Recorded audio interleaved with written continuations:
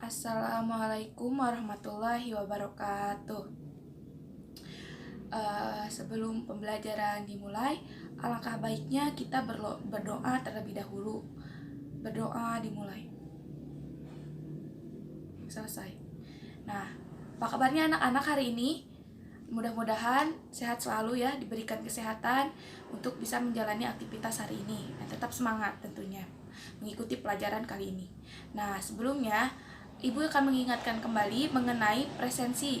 Yang belum presensi atau absensi, silahkan buka e-learningnya dan silahkan isi presensinya di sana.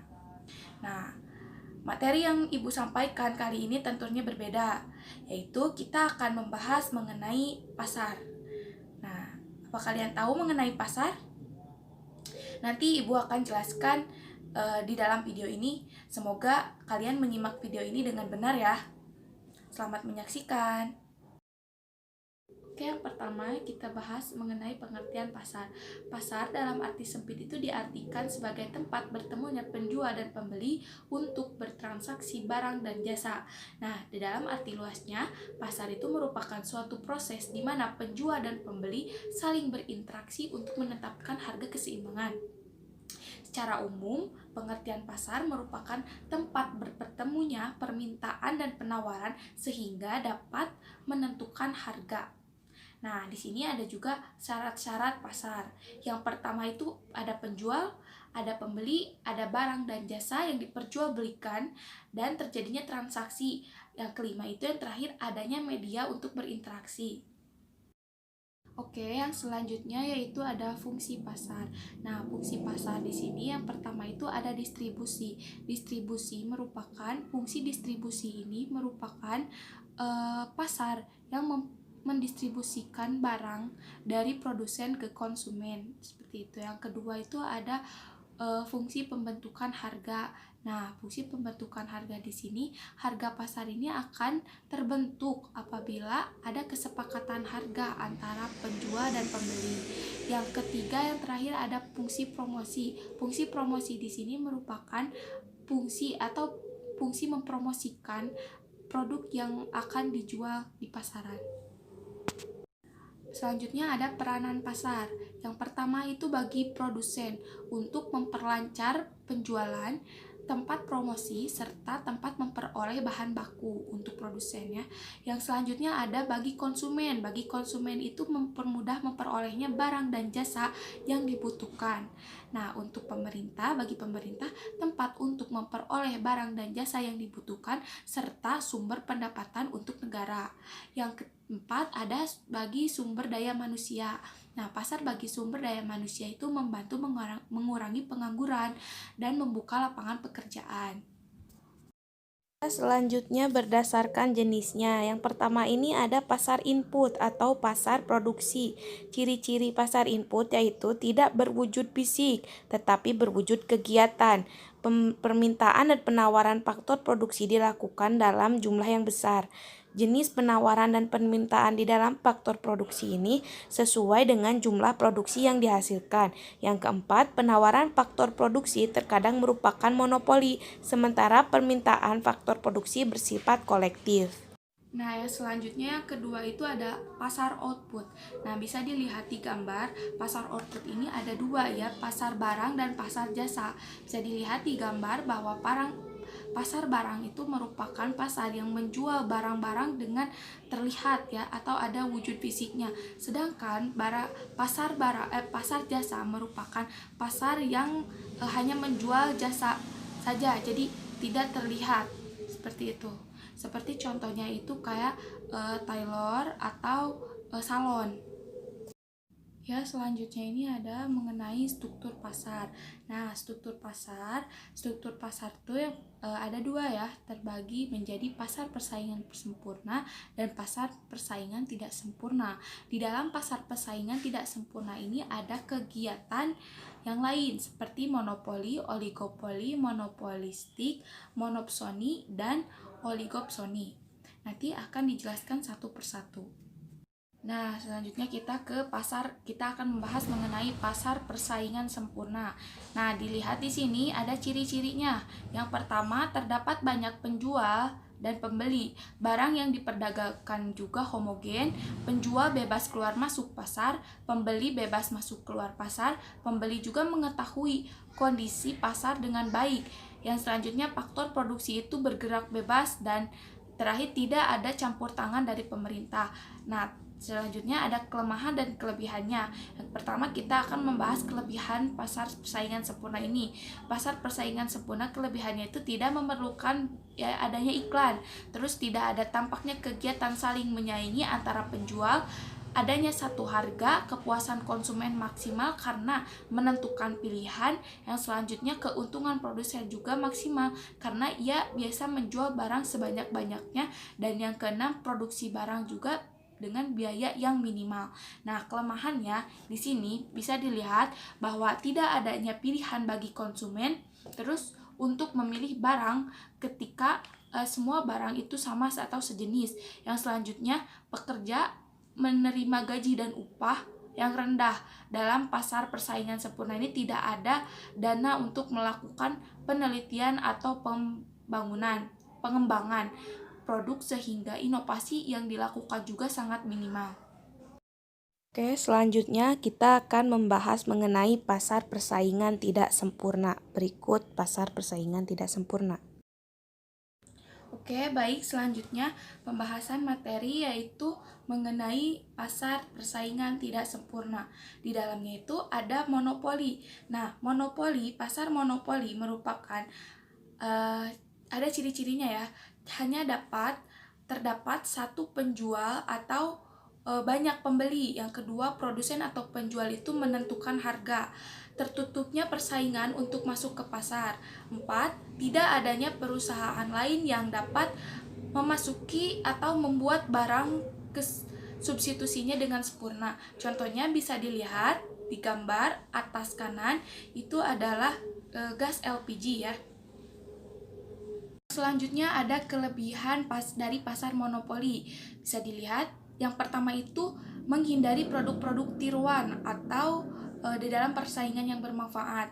Yang kedua, menimbulkan skala ekonomi yang menurunkan biaya produksi. Yang ketiga, terjaganya kesinambungan stabilitas perusahaan.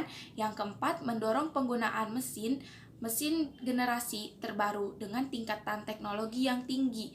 Yang kelima, mendorong peningkatan kinerja Departemen Penelitian dan Pengembangan. Yang selanjutnya itu ada kekurangan dari pasar monopoli. Yang pertama, ada penyalahgunaan kekuatan ekonomi, adanya pelecehan atau posisi konsumen pada konsumsi konsumen. Yang ketiga, adanya kesenjangan dalam pembagian pendapatan. Yang keempat, tidak adanya persaingan. Yang kelima, mengurangi kesejahteraan konsumen.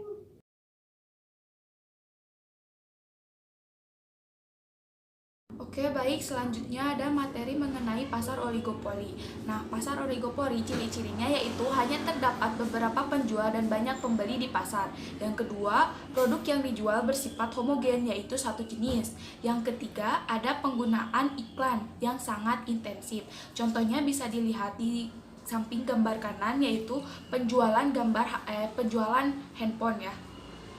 Nah, kelebihan dari pasar oligopoli. Kelebihannya itu yaitu yang pertama, terdapat sedikit penjual karena dibutuhkan investasi besar untuk masuk ke pasar. Yang kedua, jumlah penjual yang sedikit membuat penjual yang dapat mengendalikan harga dalam tingkatan tertentu. Yang ketiga, bisa terjadi perang harga antara konsumen dan konsumen yang diuntungkan. Yang kelemahannya yaitu kekurangan dari pasar oligopoli. Yang pertama, terdapat rintangan yang kuat untuk masuk ke pasar. Jadi banyak adanya persaingan yang sangat kuat antara produsen.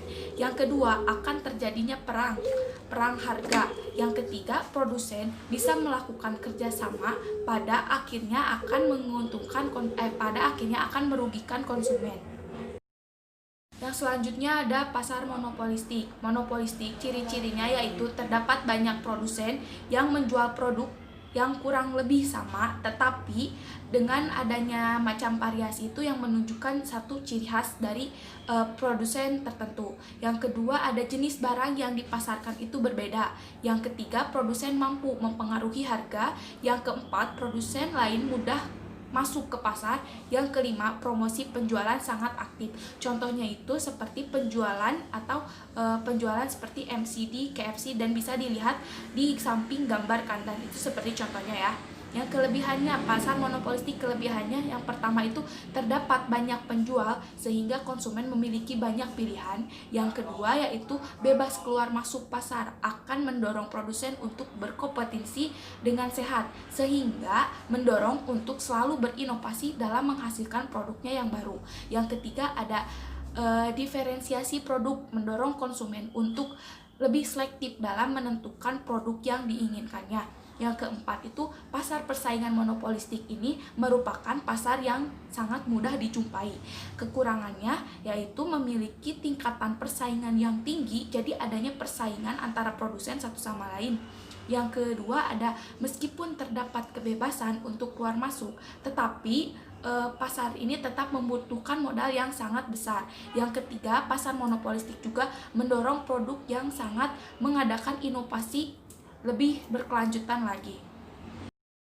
Yang selanjutnya ada pengertian pasar monopsoni. Ciri-ciri dari pasar monopsoni ini yaitu pasar monopsoni ini terjadi di dalam kondisi ketika terdapat banyak penjual dan pembelinya hanya tunggal.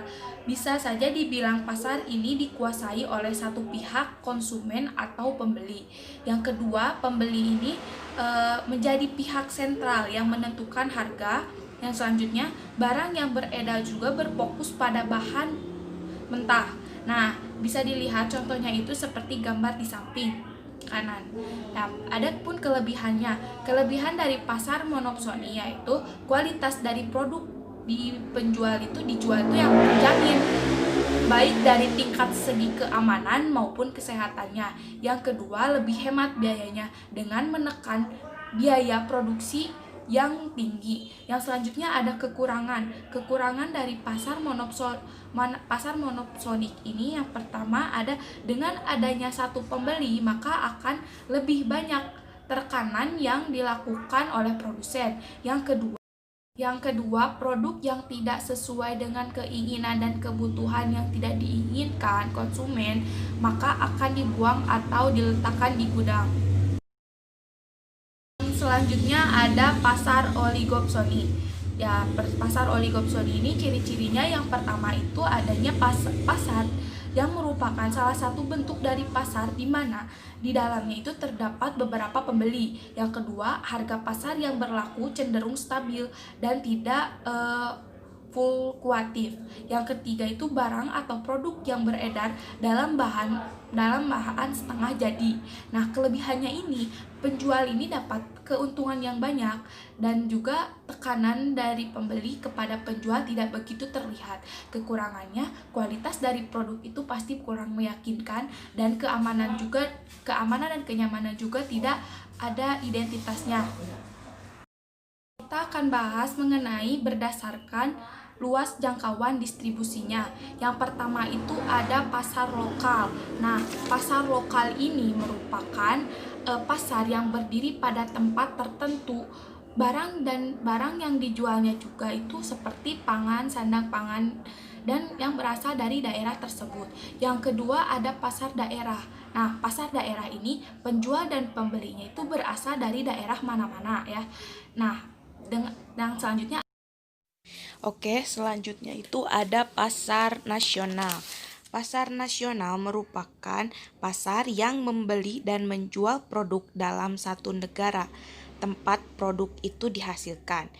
Biasanya dikatakan pasar nasional melayani permintaan dan penjualan dalam negeri. Yang selanjutnya ada pasar internasional. Pasar internasional ini pasar yang mencakup kegiatan ekonomi di dunia internasional atau global. Yang selanjutnya ini berdasarkan wujudnya. Yang pertama itu pasar konkret. Pasar konkret ini pasar yang menjual barang atau terlihat gitu, ada wujudnya. Nah, yang kedua ini pasar abstrak. Pasar abstrak merupakan pasar yang produsen itu hanya menjual jasa seperti tailor, terus kayak laundry. Bisa dilihat di contoh yang terakhir ini ada pasar online. Pasar online ini terjadinya kesepakatan antara penjual dan pembeli tanpa bertemu, tapi menentukan harga seperti di lewat teknologi tertentu. Nah, alhamdulillahirobbilalamin, pembelajaran kali ini sudah selesai, dan apabila anak-anak ada yang menanyakan atau belum dipahami bisa didiskusikan di grup WhatsApp. Sekian pembelajaran kali ini. Wassalamualaikum warahmatullahi wabarakatuh.